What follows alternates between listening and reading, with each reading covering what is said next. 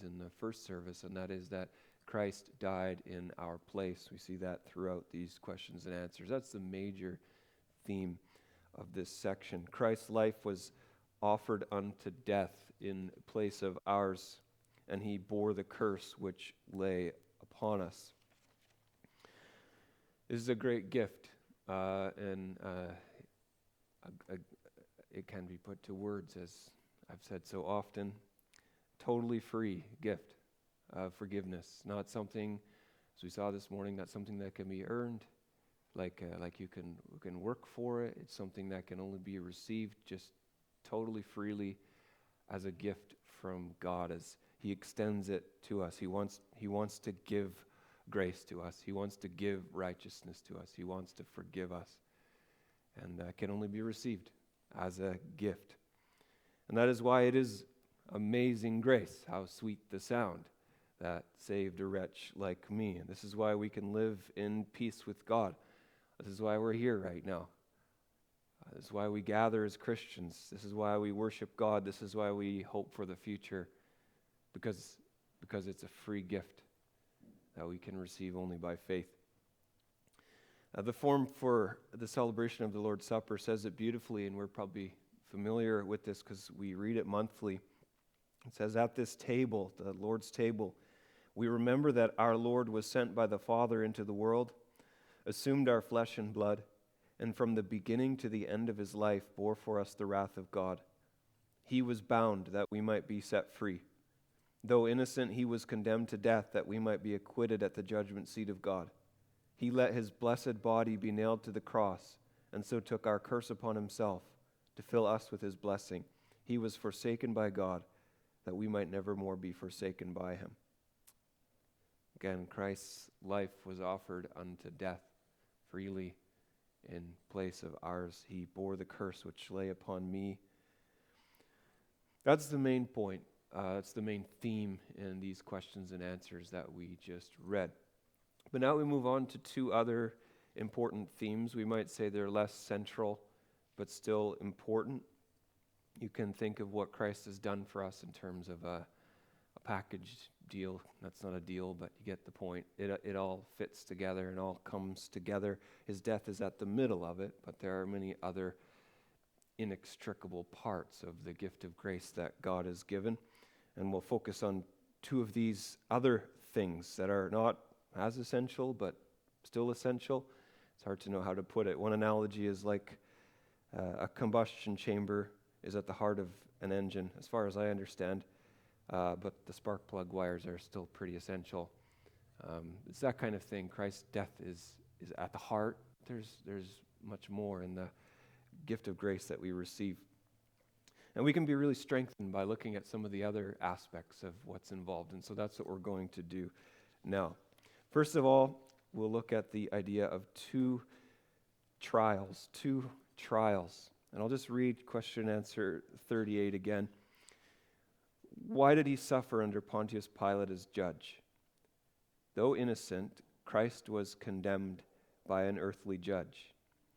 And so he freed us from the severe judgment of God that was to fall on us. We have here two trials. We have the trial of the sinless one on earth, and we have the trial of the sinner in heaven. So let's consider the trial of Jesus, the sinless one on earth. There's, as judge, one of the highest human authorities, and he's Pilate, and Pilate is a representative of Caesar, the highest human authority. We also have the Jewish leadership involved, the Sanhedrin, the highest authority in the nation. And so we have a lot of power and authority in the court. On trial is Jesus. And as is so often the case throughout history with human justice, justice is turned upside down into injustice. On trial is Jesus, as we've said, the gracious, sympathetic, pure, righteous, holy Jesus, the Son of God, the only perfect man who has ever lived. And there he is before the court on trial. For what? He's been devoted in prayer. He's healed the sick and the demon oppressed. He's fed the hungry. He's comforted widows and orphans. He's given life to the dead. He's spoken the truth. Even in our modern phrase, he's spoken truth to power. He certainly did. And there he was in the court, and accusing him were false witnesses, envious people, cowardly and cruel people, all the worst that humanity has to offer in its pretensions and deceptions and injustices. The judge, Pontius Pilate, if you compare the different gospel accounts, it appears that he declared Jesus innocent 7 times. John 18:38, I find no guilt in him. Luke 23:4, I find no guilt in this man. Luke 23:22, what evil has he done? I have found in him no guilt.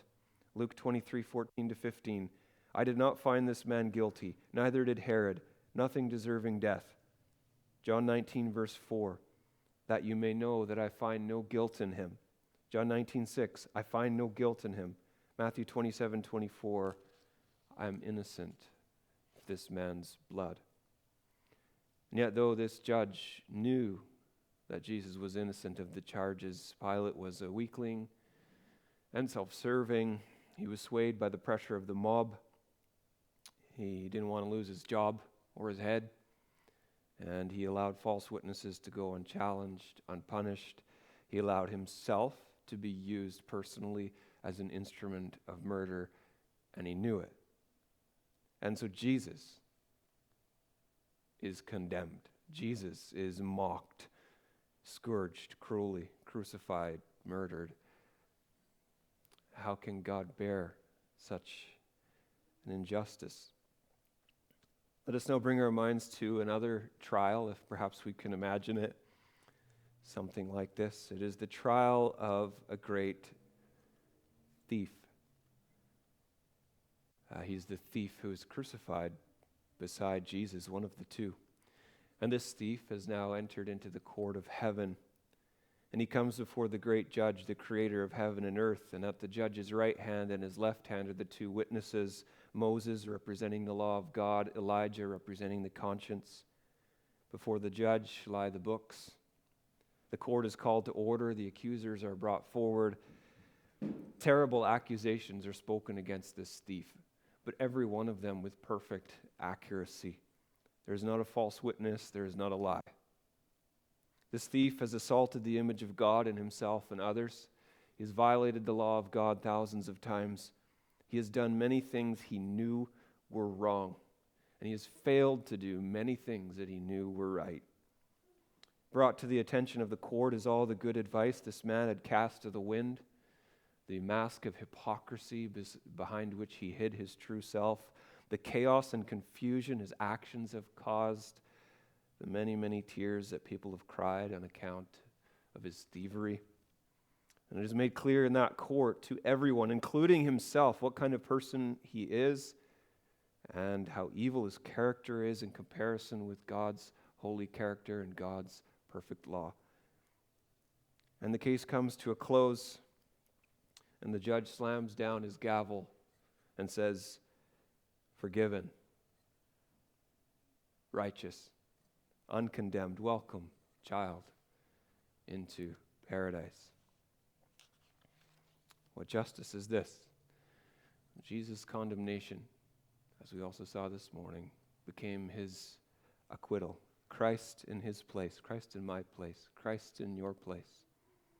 He submitted himself to the judgment of man. He submitted himself to death. He submitted himself, therefore, to the curse of God upon mankind in our place, that we might be declared innocent in the court of heaven. As it says again in question and answer 38, though innocent, Christ was condemned by an earthly judge, and so he freed us from the severe judgment of God that was to fall on us.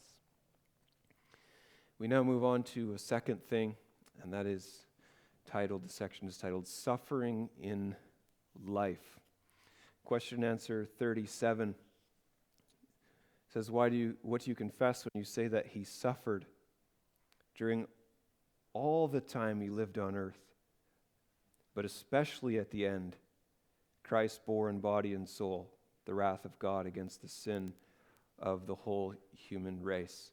So Christ suffered not only at the end, that's the point, but Christ suffered throughout his life. He entered into a world of suffering. And this is where the theme in the bulletin comes from.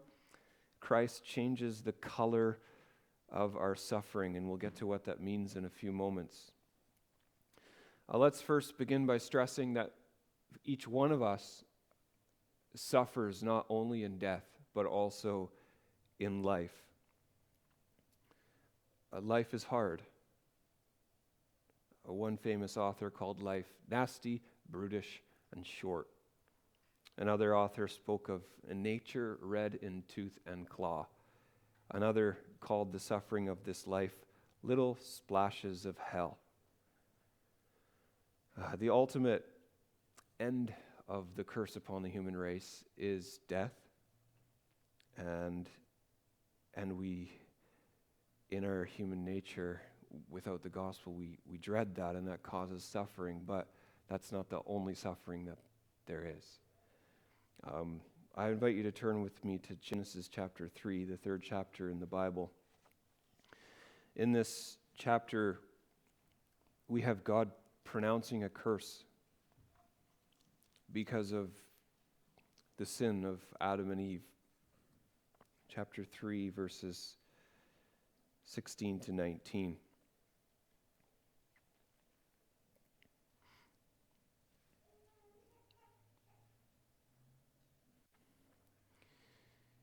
To the woman he said, I will surely multiply your pain in childbearing. In pain you shall bring forth children. Your desire shall be contrary to your husband, but he shall rule over you. And to Adam he said, because you have listened to the voice of your wife and have eaten of the tree of which I commanded you, you shall not eat of it. Cursed is the ground because of you. In pain you shall eat of it all the days of your life. Thorns and thistles it shall bring forth for you, and you shall eat the plants of the field.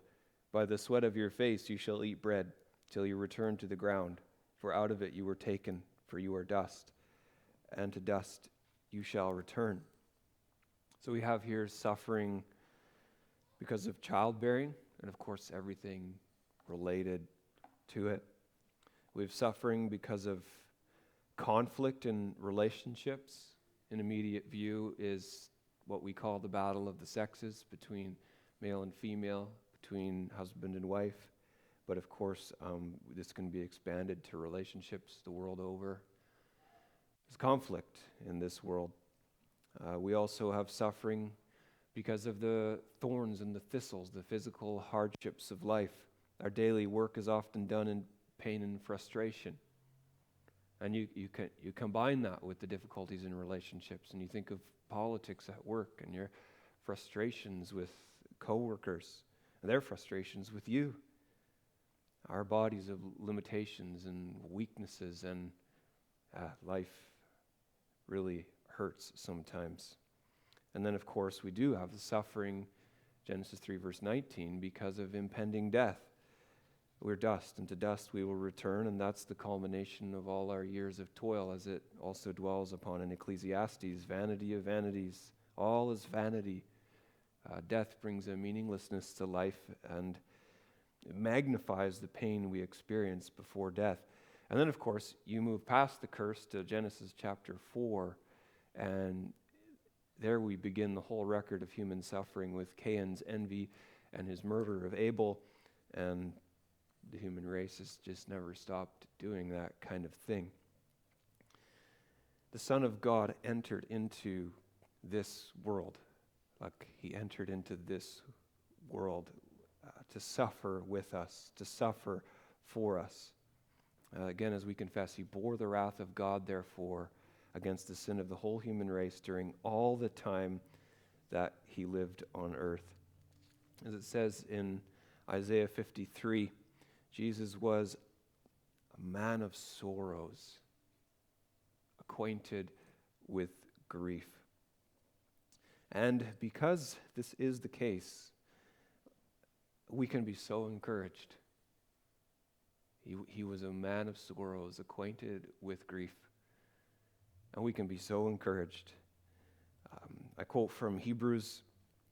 It says there, he had to be made like his brothers in every respect so that he might become a merciful and faithful high priest in the service of God to make propitiation for the sins of the people. And then it adds, for because he himself has suffered when tempted, he is able to help those who are being tempted. And Hebrews 4, since then we have a great high priest who has passed through the heavens, Jesus the Son of God. Let us hold fast our confession, for we do not have a high priest who is unable to sympathize with our weaknesses, but one who in every respect has been tempted as we are, yet without sin. So we do not have a high priest who is unable to sympathize with our weaknesses. That means we do have a high priest who is able to sympathize with our weaknesses because he has been weak. He has been a man in this world, and he has experienced the things that we experience. And then the author of Hebrews continues, let us then with confidence draw near to the throne of grace that we may receive mercy and find grace to help in time of need. There's one in heaven who shares our flesh. There's one in heaven who knows what it is to live the life that we live.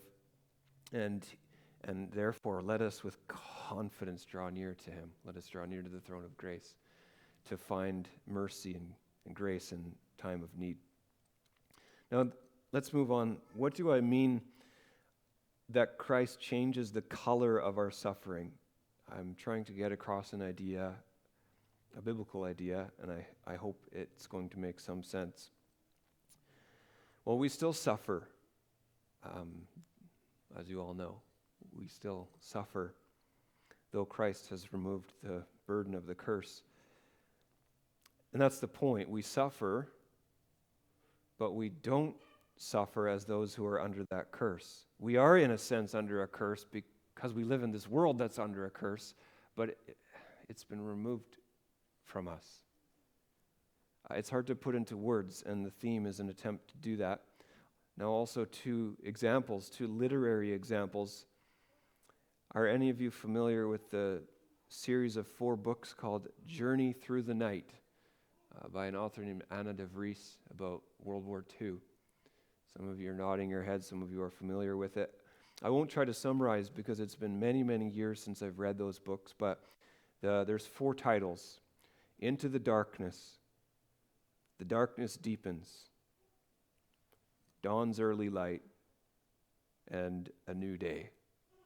And the protagonist, Jan, and his family are going through the terrible, terrible years of World War II, and the hunger and the sadness and the weeping and the mourning.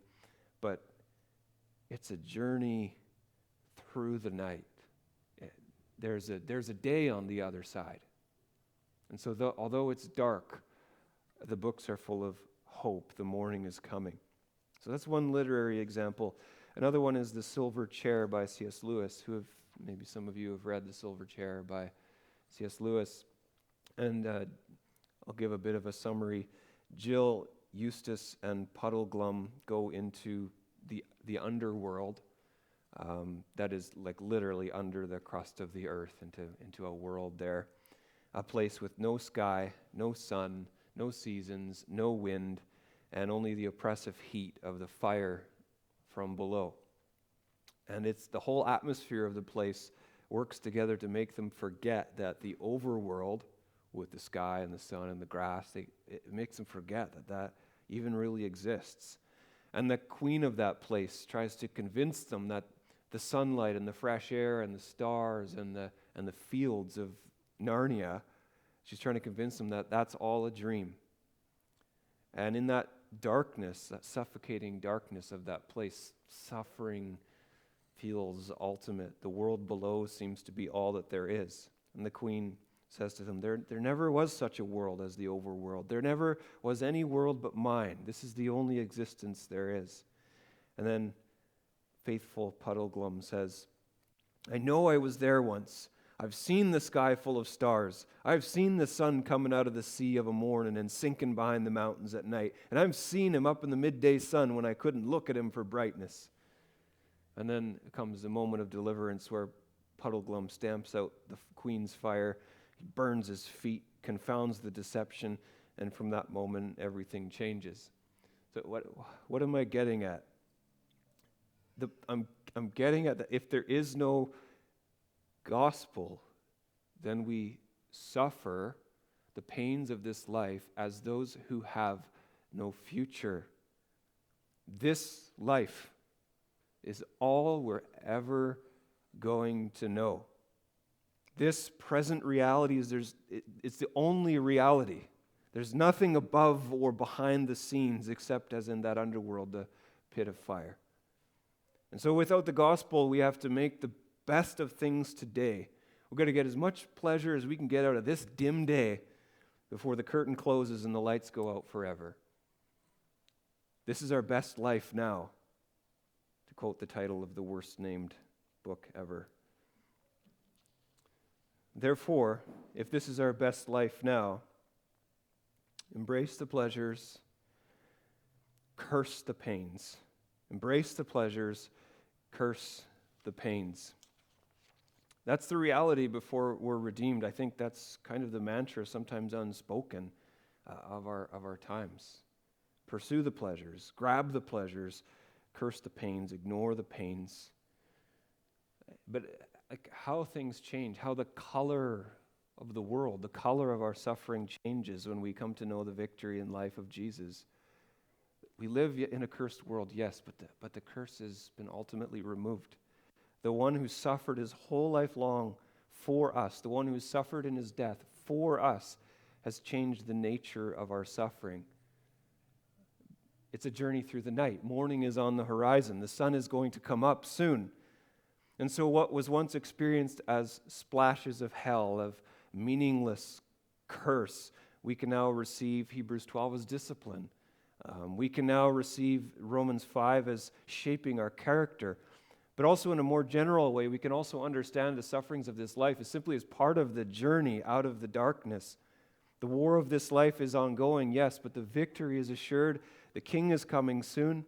And so yes, we must grieve and fight and sigh and plod on. And yes, we must still suffer, but our faces are fixed upward, and one day God's going to blow the lid off and draw us up into the sunlight.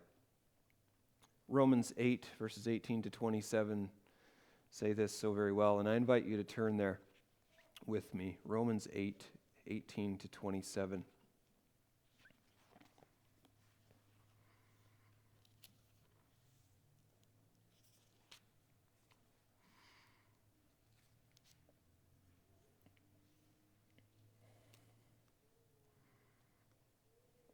The Apostle Paul writes there, "For I consider that the sufferings of this present time are not worth comparing with the glory that is to be revealed to us. For the creation waits with eager longing for the revealing of the sons of God. For the creation was subjected to futility, not willingly, but because of him who subjected it, in hope that the creation itself will be set free from its bondage to corruption and obtain the freedom of the glory of the children of God. For we know that the whole creation has been groaning together in the pains of childbirth until now. And not only the creation, but we ourselves who have the first fruits of the Spirit groan inwardly as we wait eagerly for adoption as sons, the redemption of our bodies.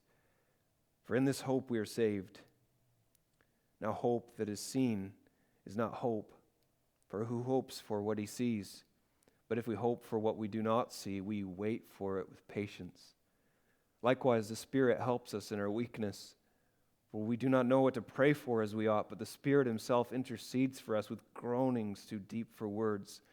And he who searches hearts knows what is the mind of the Spirit, because the Spirit intercedes for the saints according to the will of God."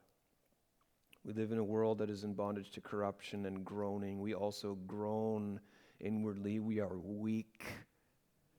But a great day is coming. And in the meantime, the Spirit of God knows our hearts and brings even our unspoken requests. The things we're not even able to say, the Spirit of God brings them to God. And so God is with us. And the Son of God who became flesh and suffered his whole life long, he knows. He hears even what we're not able to say. And he will lead us on, and he will come again. And so let us keep walking with Christ. Let us keep walking towards Christ. It is a difficult pathway, and the Bible makes that clear. Jesus makes that clear, that in addition to the regular pains of life that everybody has, we're called to carry our cross. We're called to prepare for persecution. We're called to love sacrificially. We're called to put to death the sin that lurks so powerfully within. We're called to fight. But somehow, though these callings make the journey more difficult, yet they also make the journey brighter. For it is a journey in which we know the morning is breaking and the day is at hand. And we wait expectantly for the return of Christ. So pain is still an enemy. We don't go looking for pain. But it's not the same enemy. And to put it this way, the splashes of hell are hitting our backs instead of our faces. May God fill our hearts with hope. May we be filled with hope. Whatever we are suffering today or tomorrow or next week, may there be the color of gold in it, the color of the coming sunrise. For Christ has suffered for us. Christ has lived for us. Christ has died for us. Christ is reigning for us. And he will one day soon rise from the right hand of God for the final scene of this dark age. And he will usher in the bright age to come. Maranatha, come, Lord Jesus. Amen.